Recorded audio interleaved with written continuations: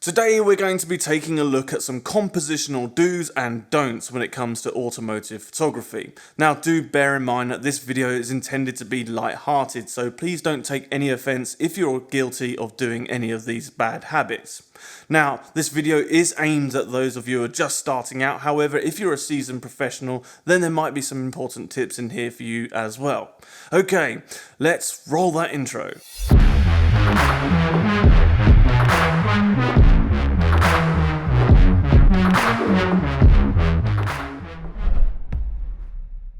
What is going on, guys? Shooting Dave here, so good to see your faces. Welcome back to the channel. Now if you're new here and you don't know what I'm about, well, I'm an automotive photographer that moved from London to Los Angeles and I make photo and video editing tutorials.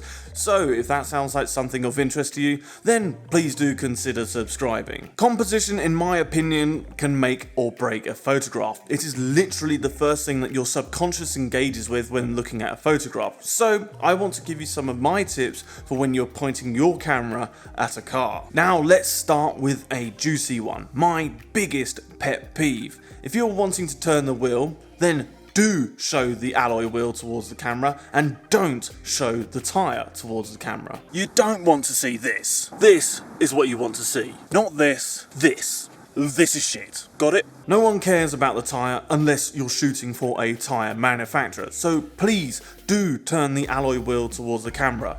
Please. Next up is wide angle lenses and the misuse of them. Now the tendency for people when they first get their wide angle lens is to get nice and low and super close up to the car, and guess what? It does nothing for the shape of the car.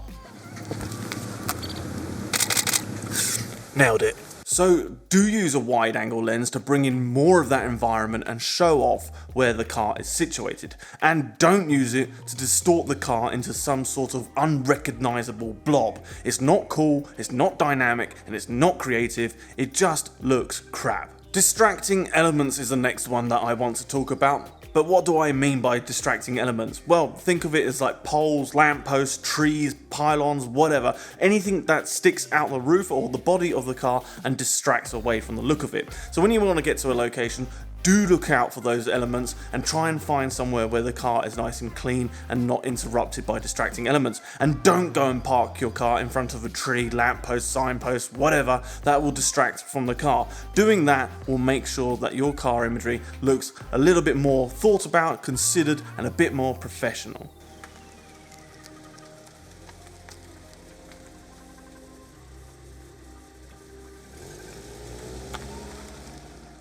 Breathing room. What do I mean by that? Well, you know, when you're framed up or cropped into a car and it's so tight that there's virtually no room around the car.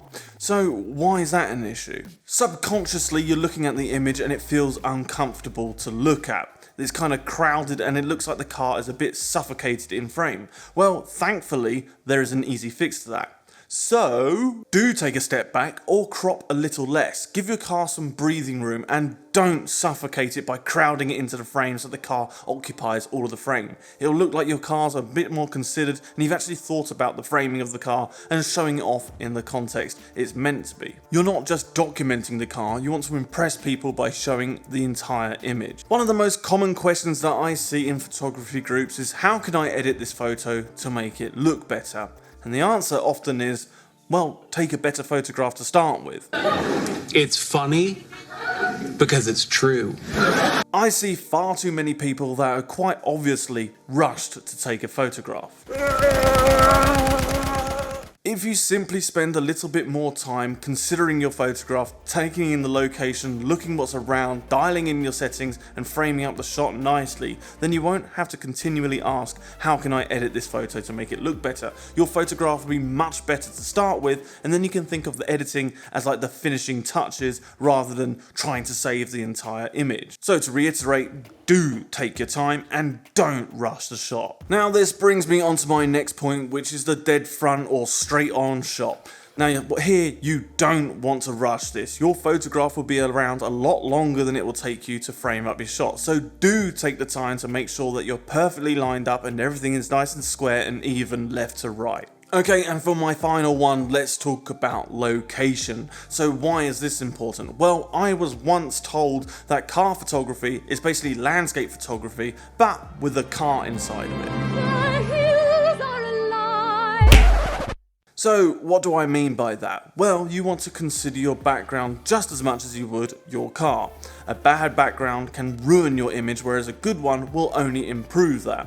So do find an attractive background or one that complements the car, and don't just settle for any old crap. And that is all from me, guys. Thank you so much for watching. If you like this video, give it a thumbs up. If you've got any comments or questions or tips, let me know down below. If you haven't already, please do subscribe and follow me on Instagram. I am @ShootingDave, and as always, guys, I'll see you in the next one. See ya.